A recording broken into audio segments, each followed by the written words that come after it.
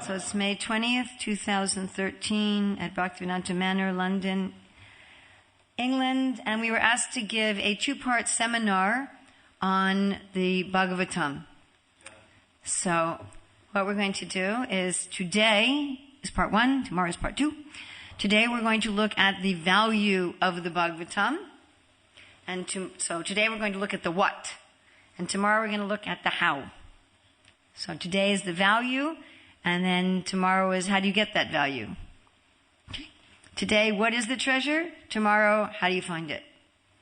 Is that all right? Is that okay? Yes? Okay. So the verse that we're going to, that kind of invocation verse we're going to use is this glorification of the Bhagavatam, Canto 1, Chapter 3, Text 43. Translation by Srila Prabhupada.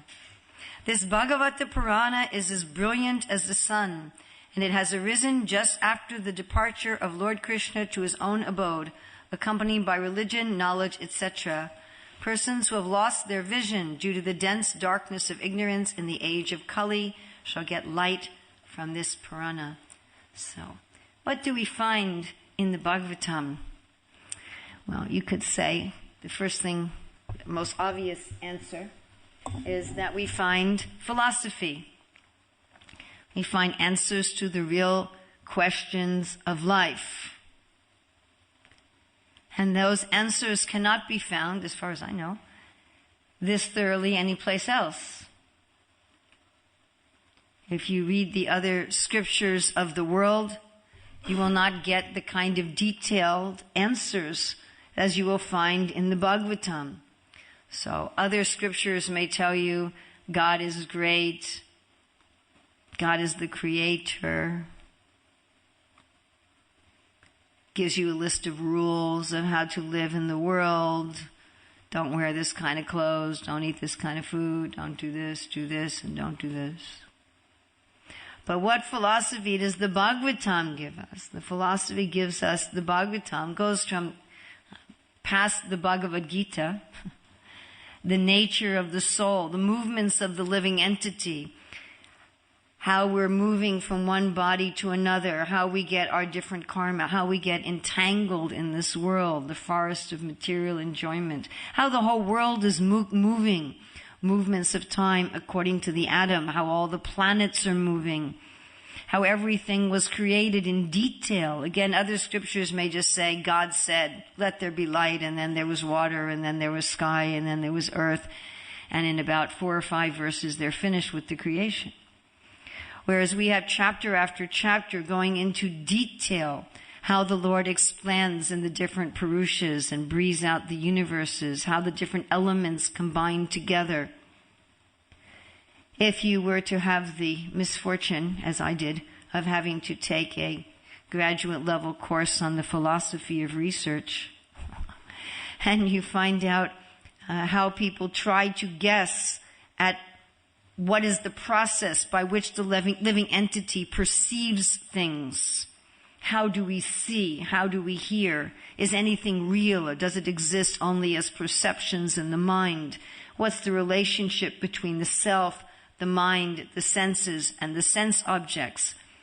And they can't figure it out at all. They have this speculation, and that, when I took that course, I said, oh, that's mental speculation. That's what Prabhupada means by mental speculation.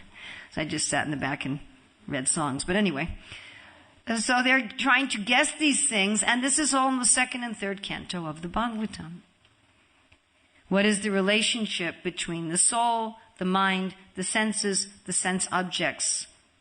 How do we interact with the world? And of course, then the philosophy of the ultimate reality. Brahmeti, Paramatmeti, Bhagavaniti, Sabjite. The different manifestations of the absolute. Most religions and philosophy only know Brahman, or maybe Brahman and Paramatma. The all-pervading, or God as the creator, God as the father, the maintainer, he who gives out the material energy, the witness, the friend, the abode, like that. And they don't go beyond that. very unusual to get information of Bhagavan. And if you go to other Vedic scriptures, which does give this information, then those other scriptures are also full of karma and gyan and dhyan. They're mixed. They're saying, yes, okay, there's Bhagavan, but worship him to go to Swarga. Or the ultimate goal, yes, there's Bhagavan, but the ultimate goal is merging with the Brahman, or the ultimate goal is mystic cities, or something like that. So, Kaitava Dharma, this cheating religion, is thrown out of the Bhagavatam. The Bhagavatam tells us about it. The Bhagavatam gives us instances of persons who wanted to go to heaven, or persons who wanted to merge with the Brahman, and shows us how all of this is cheating religion, and only prema is the highest truth. So if one wants to understand, if one wants knowledge, if one wants to understand the truth, that should be the most basic criteria to be a religion. Nowadays, religion is defined as anything which answers ultimate questions of life and has symbols and a process for trying to achieve it. That's kind of like saying food is anything you put in your mouth. You can put all kinds of things in your mouth that aren't food. The definition of food should be that which nourishes you. Yeah, right. So the real definition of religion should be that which satisfies you. Savaipum samparo dharma yato bhaktir ahoiktache ahoiktuki apratiyata yad yatma supersediti. The dharma that gives you satisfaction. Pratyaksha dharmam susukam kartamaviyam. That when you experience it, it brings you happiness. So the Bhagavatam also is not just philosophy. If you could imagine 12 cantos of philosophy, who would read it? A few people. The Bhagavatam is not just philosophy. All the philosophy is in the context of, what's the philosophy packaged in? Stories. The whole Bhagavatam is a big story. There's all the sages at Naimisharanya getting blackened by the smoke and not getting anywhere. And they go to Sutta Goswami, and there's Romaharshan Sutta who gets killed with the kusha straw. And then, what stories? And then inside that story, there's Maharaj Pariksit, who somehow gets angry when he gets thirsty and puts the dead snake around the sage's neck and then gets cursed to die by a snake bird, sounds like a dragon. In 7 days, he goes to the Ganga, and then inside that story, there's so many other stories. Kardama Muni and Devahuti who have a flying city. The demons and the demigods who fight on red-faced monkeys and black-faced monkeys and deformed human beings and vultures and fish.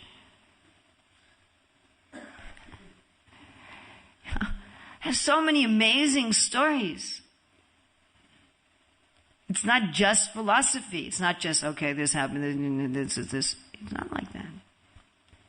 Every single verse of the Bhagavatam is inside of a story. And most of them are inside of a story that's inside of a story that's inside of a story that's inside of a story, which psychologists say is the kind of stories that human beings like the most. Stories within stories. And we're wired to like stories because Krishna likes stories. Because that's what he does. Stories. All the time. By Leela, he's doing stories. Stories means, if you can remember way back when you were in school, there's an introduction, a rising action, a crisis, a falling action, and a conclusion. You all remember that? Or did you just write that on the exam and then forget about it? So, to be a story, there has to be some suspense. You meet the characters, then there's some problem, and there's suspense, and you don't know what's going to happen, and is this going to happen, or is that going to happen, and there's some kind of crisis, or some kind of climax, or some kind of problem. How are we going to solve the problem? And then there's a decision made. And then there's the results of that decision, and then there's everything tied up at the end in a nice little conclusion. Right? So that first you meet Ambarish, the great king, Savaimana Krishna Padara Vindayo, and he's following Ekadasi, and you set the stage, and then you have this Durvasa comes, and he goes, and you have this rising action, and then there's this crisis, where he creates this demon to kill Ambarish. And then what's going to happen? And then he's chased all over the universe by the Sudarshan Chakra. And finally he comes and apologizes. And then at the conclusion, Ambarish and Durvasa become friends. So there's story after story like that. And we are designed as souls to relish such stories. Krishna has such stories himself in Goloka Vrindavan, over and over and over again. He's in the stories and he likes hearing about the stories. You know, every night there's dramas of stories in Goloka Vrindavan. You know that, right? There's entertainment in Goloka Vrindavan. And then before Krishna goes to bed, Mother Yasoda tells him a story, and she says, one time, Krishna, there was this little boy named Prahlad, and she tells him a story. So we also like stories. And stories are the most powerful means for changing one's values. And there's a whole science behind that, which I don't have time to tell right now. But people's values, their character, culture are formed more through stories than practically any other way. Therefore, every society has transmitted its culture and its values through stories. If you think about how has the modern secular, you know what secular means? Modern secular culture. So secular means no God. That you do not, it's the opposite of chakra, Shastra Chakshus, thank you. It's the opposite of Shastra Chakshus, just like in this verse. We have Nastadrisham, they don't have any vision. So secular is Nastadrisham instead of Shastra Chakshus. Instead of having the vision of seeing things through the philosophy of theology, you see everything materially. That's what secular means. All the explanations for everything is absent theology. Does that make sense? If you read a newspaper or a magazine, or watch the news on television or like that, will they explain the day's events through religion and philosophy? No, they'll explain. Or you go to school, they'll explain it all through materialism. And life is just materialistic. That's secular. When we were producing our children's books, we looked at dozens and dozens of different reading schemes. And the thing that jumps out at you the most is that there was no God. There was no religion. Even if they wanted to be very multicultural and show people having different festivals, God was absent from the festivals. So here's an Indian family celebrating Diwali. But there's no Ram. There's just lights. So this is secular. Secular also means individuals will interpret their life sans religion. When people understand, why did I get sick? Why is this happening? What's my purpose in life? They don't use Shastra Chakshus. They don't use a lens of religion. That's what secular means. And secularism has two branches. One called positivism, one called post-positivism, or modernism and postmodernism, which have nothing to do with time, by the way. And positivism means there's an objective truth that you can understand through your senses and logic. That's what we call scientific method. And post-positivism is there's absolutely no absolute truth, which you can think about that for a little bit. There's absolutely no absolute truth. Whatever anybody decides is truth for them is truth for them. So these are the two brands of secularism that are circling the globe. You've run into these, I assume, yes? One of them is there's an objective absolute truth that's material, and you can only understand it through material means. That's what we call the hard sciences. And the other is there's absolutely no absolute objective truth, which is, of course, an absolute statement of objective truth. And everybody just finds their own truth. Everybody can find their own meaning, and everyone's truth and everyone's meaning is equally true or equally untrue, I suppose. So how have these ideas spread all over the world? Through somebody arguing them logically through philosophy? No, through stories. And how are the stories transmitted? You all know the answer to this. Through the media, yes? Yes? How is it that even in very religious societies, most people have now become secular?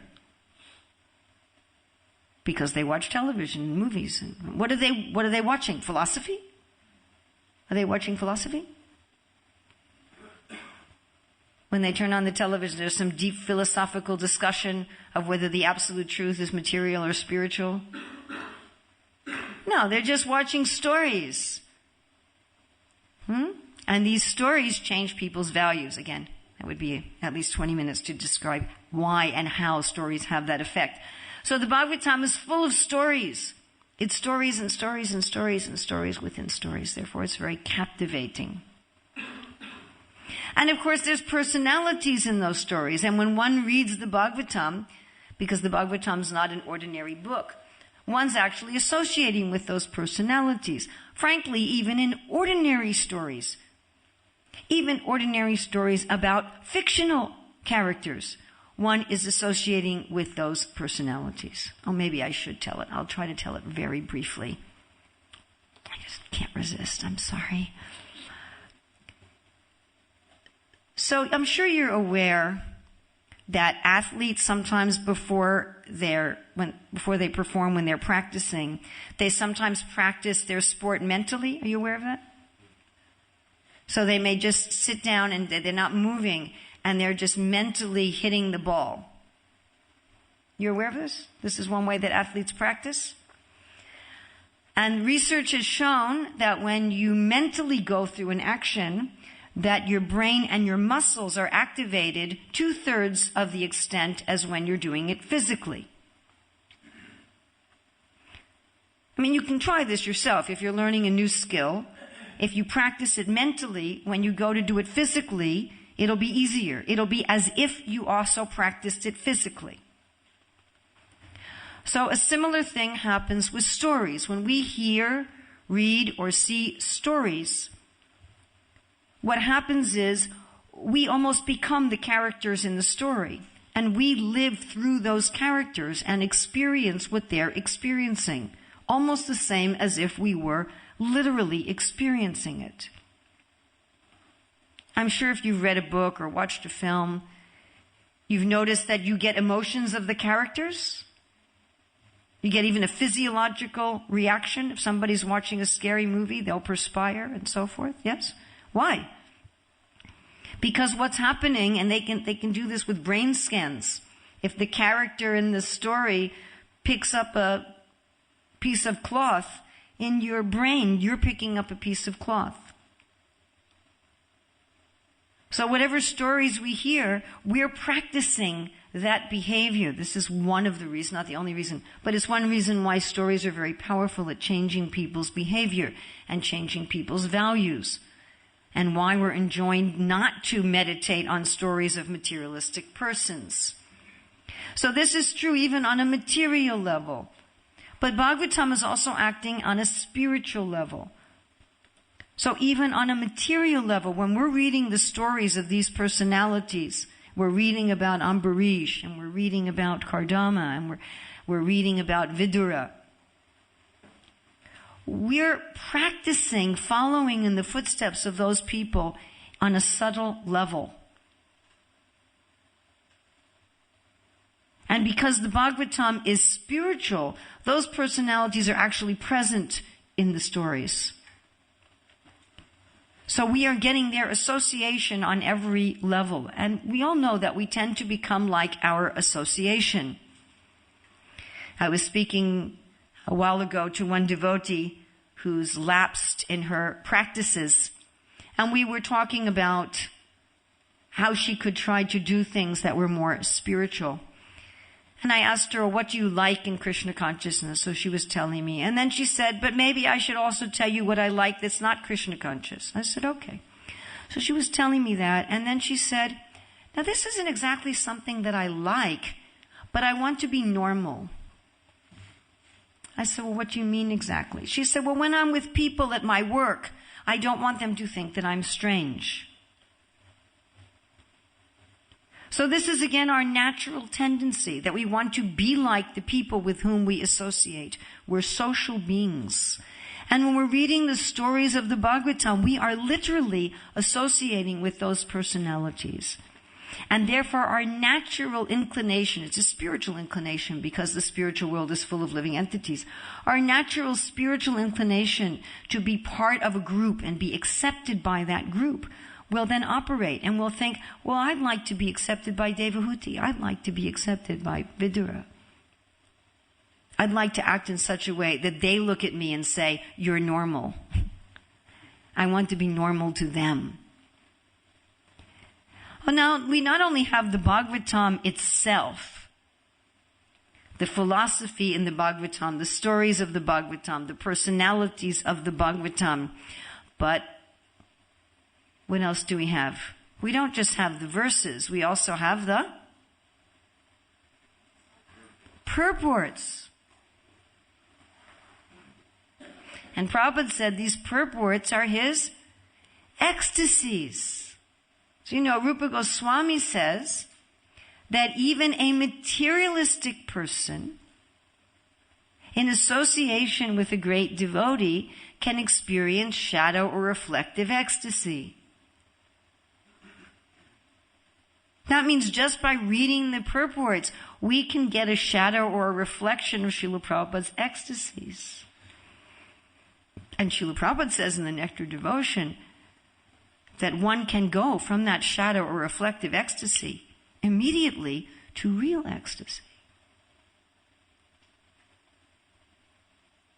So we're in touch not only with Srila Prabhupada's vision and Prabhupada's preaching, but Prabhupada's mood. And of course, in the purports, we're getting Srila Prabhupada's vision of how to understand and apply the verses of the Bhagavatam to our present time. Prabhupada says it's required not only to keep the principles, but to apply them to time, place, and circumstance. And Prabhupada's doing that for us in the purports.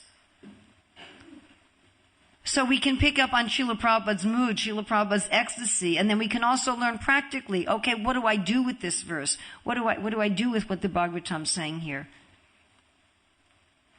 Here's Kardama building a flying city. I can't do that. Anybody here can build flying cities? You're just not revealing your mystic power yet to anybody.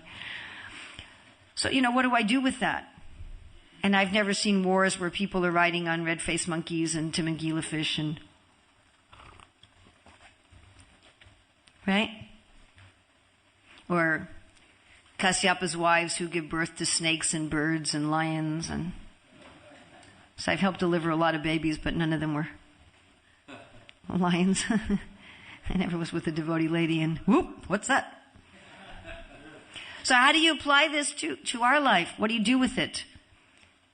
And Srila Prabhupada's taking in the purport from these stories and these personalities to right now. To Kali Yuga, to right now, even to the International Society for Krishna Consciousness. And of course, Srila Prabhupada's purports, what do they have within them? They have the commentaries of the previous acharyas.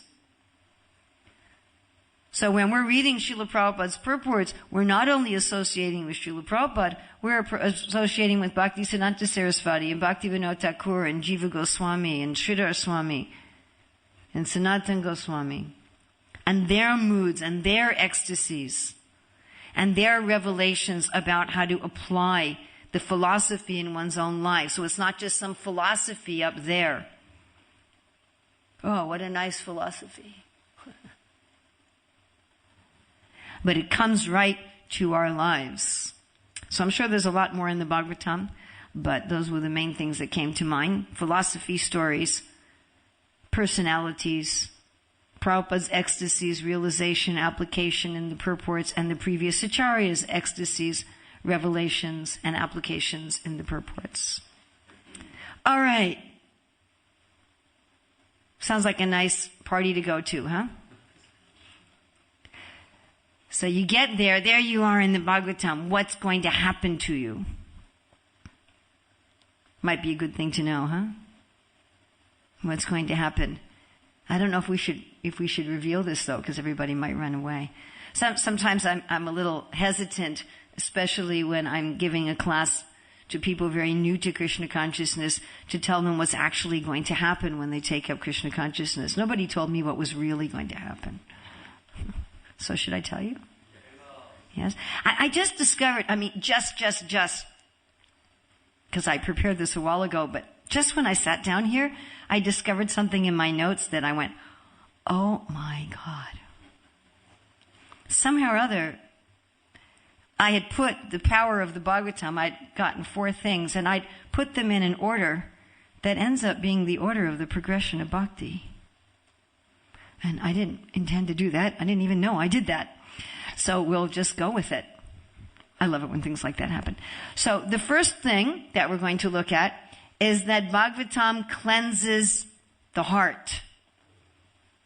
Shinvitan swakata Krishna punya shravanam kirtana ridyantasta abhadrani vidyunoti suritsida. So if we look at the word for word, Srinvatam, and Prabhupada translates this as those who have developed the urge to hear the message of, the desire, not just your hearing. Recently I was in a temple, and in my first seminar, I asked people, so why have you come? What do you hope to get out of this seminar? And one of the members of the audience says, I'm here because they tell me I have to go if I want to get fed. Well, at least you're honest. So one should have some urge to hear the Bhagavatam. One should have some excitement, and not just this is something I got to do every day. And then ridyantasta. Rid means the heart. Anta within. Sta, the place within the heart. And then abhadrani. Bhadra means auspicious. Abhadrani, which is not auspicious. Prabhupada says the desire to enjoy matter. Then surit.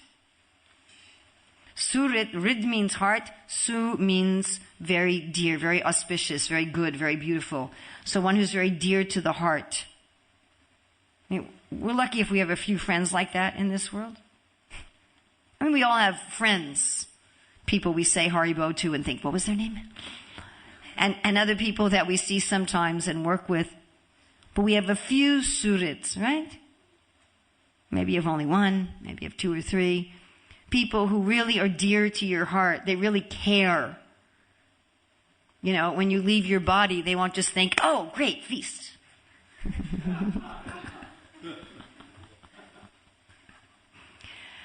They're concerned about what you do. If you tell them what you did today, they want to listen at least for 5 or 10 minutes, And they see your bad qualities and they don't think you're a demon, and they see your good qualities and they don't think you're a saint. They just see you for who you are, and they deal with you as who you are, and they like you for who you are. So that's surit. And then take that person, if you can think about that person in your life, hopefully all of you have at least one, I hope, and multiply that by a few billion times. So that's Krishna, who thoroughly knows us. None of our surits in this life thoroughly know us, 100%. But Krishna completely thoroughly knows us, and He loves us. He hangs around with us, even if we become a cockroach. You know that story by Franz Kafka, Metamorphosis, where the family comes to wake up their family member, and he's become a big cockroach. So even our surit jivas, if we became a big cockroach, they probably wouldn't like us anymore. But Krishna, right? Videsha Dunatistati. He's Yantra Rudrani mind. And whatever yantra we're in, Krishna is still our best friend. So this surit, this best friend, does this cleansing, vidyunoti satam, of those who are truthful.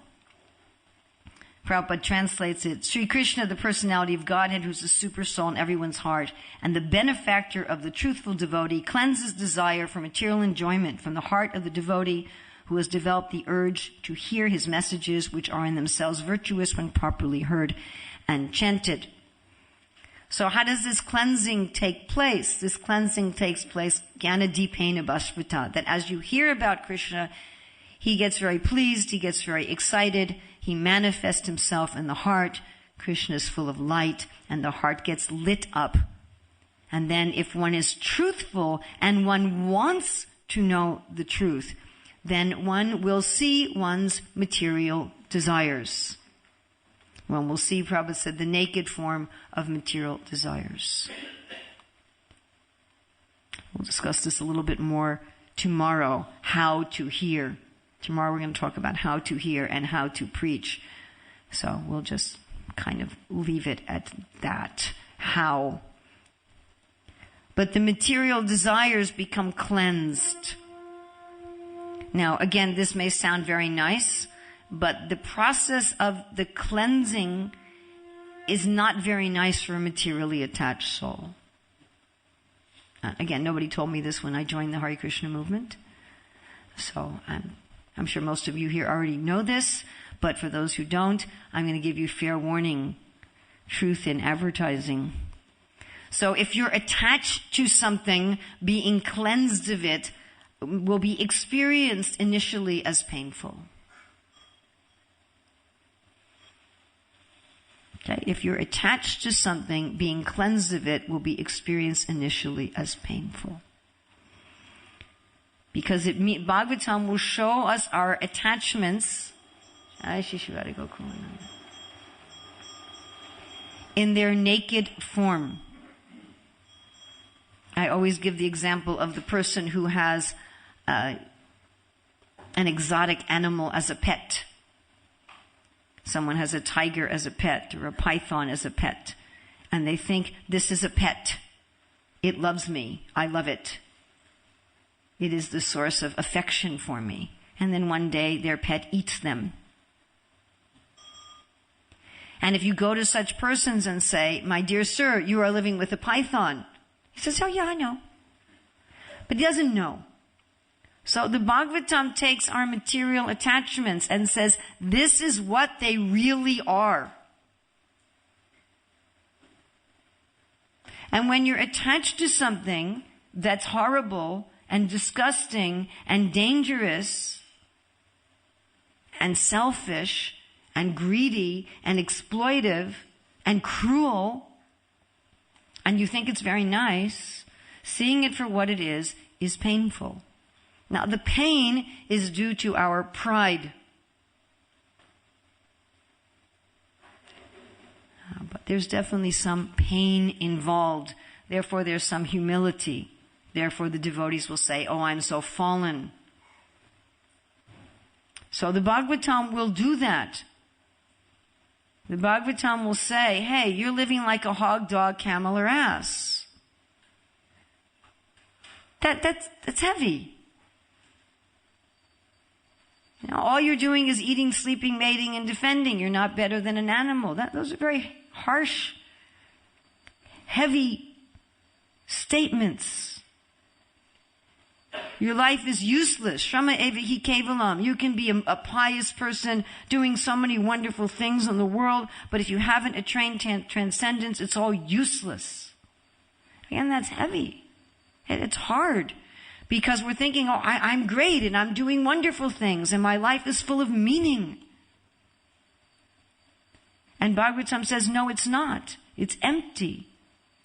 It just looks real. You say, oh, my life is full of pleasure. And Bhagavatam says, no, it's not. It's a forest of material enjoyment full of hooting owls, which are your enemies that behind your back are saying, well.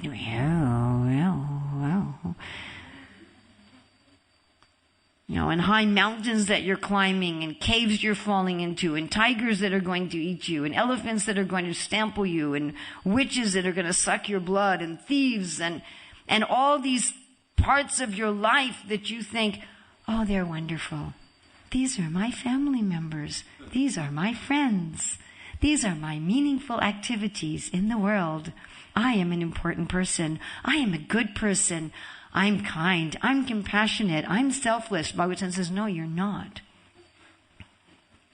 You're a greedy, lusty, envious, selfish, exploitive, contaminated dog who's suffering one after another with people who look like your friends and look like your family members, but actually they're just witches and jackals and thieves. And people run away, frankly. So a lot of people can't get past the showers.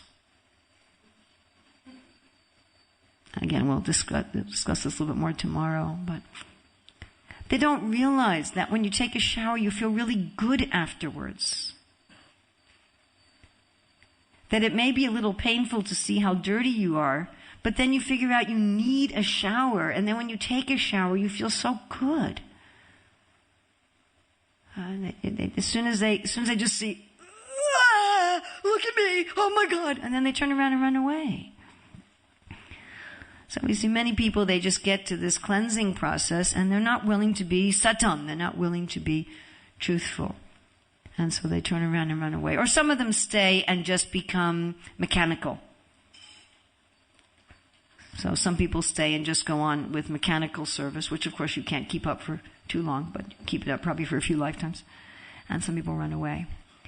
So then after one is cleansed, then what is the next stage? This is from the purport of 285. Prabhupada says, by sincere efforts to hear Srimad Bhagavatam, one realizes his constitutional relationship with the Lord in the transcendental humor of servitude, friendship, paternal affection, or conjugal love. And by such self-realization, one becomes situated at once in the transcendental loving service of the Lord. So what happens when you get clean? You see, oh, there was something nice under all that dirt. It wasn't just dirt. The dirt wasn't the real me. Chaito Darpanam Arjunam. The Bhagavatam's also revealing what we are. The Bhagavatam's revealing that when a Jamyal realizes how dirty and contaminated he is, then he comes to who he is. He sees it, gets his spiritual form, and he gets his relationship with the Lord. One starts to see, I'm a part of God, and not just I'm a part of God in a vague way, but one starts to experience, I have feelings for the Lord as my friend, or as my son, or as my lover. And the real spiritual feelings start to awaken. Then one finds that there are real friends, and there are real family, and there are real meaningful activities. And there is a form that's actually kind and compassionate and truthful and wonderful. And I really am that. And then one starts to engage in bhakti on a different platform. On a platform of increasing one's attachment, on a platform of developing one's relationship, on a platform of meditating on the Lord in the context of that relationship. And the Bhagavatam gives you the keys to do that. Just like Prabhupada writes in the 3rd chapter of the 10th canto, that one who's gotten feelings for the Lord as their child meditates on Mother Yasoda, how she's churning butter and she's perspiring and the flowers are falling from her hair. So the Bhagavatam gives us the means for meditation and entrance into who we really are. And when one meditates on that, when one starts meditating on Krishna in one's awakened feelings, then the next thing, one will come to see Krishna directly. This is from the purport of 1344. One can certainly see directly the presence of Lord Sri Krishna in the pages of the Bhagavatam. So after one has gone through the shower and one's real feelings have awakened, then when one starts reading the Bhagavatam, there's Krishna. We were saying even a materialistic person, when they read a materialistic story, they experience that they're with the characters in that story. But here Krishna's actually there. And Prabhupada says one will see Krishna directly. Finally, one will see Krishna face to face. Prabhupada says just like we're seeing each other.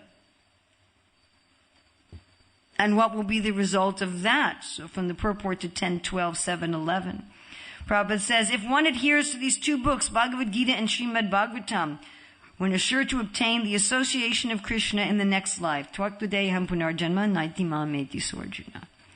So this is what the Bhagavatam can give us. It gives us freedom from the chains. It takes off the chains. It takes off the illusion. It clears the eyes. It clears off the dust.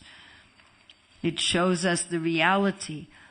It shows us the actual nature of illusion, so we let it go. And that doesn't bring us to nothingness. It brings us to reality. It awakens our real self. Then we start doing activities on the basis of the real self, which allow us to see Krishna in the Bhagavatam. And by seeing Krishna in the Bhagavatam, then yam yam bapi sambhavam twajachante kalevram tam tam eva tikantaya sadatad bhava bhavita.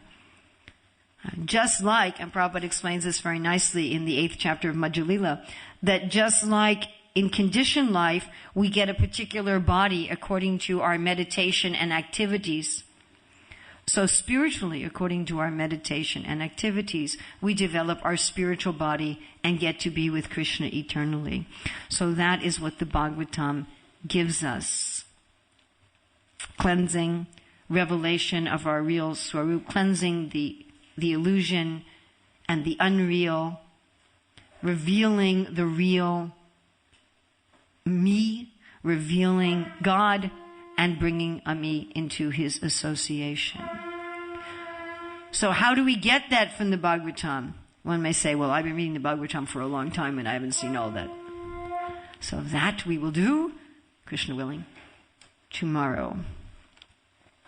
How to read the Bhagavatam so as to access these jewels, and how to teach the Bhagavatam so as to access these jewels. So questions, comments, additions, subtractions?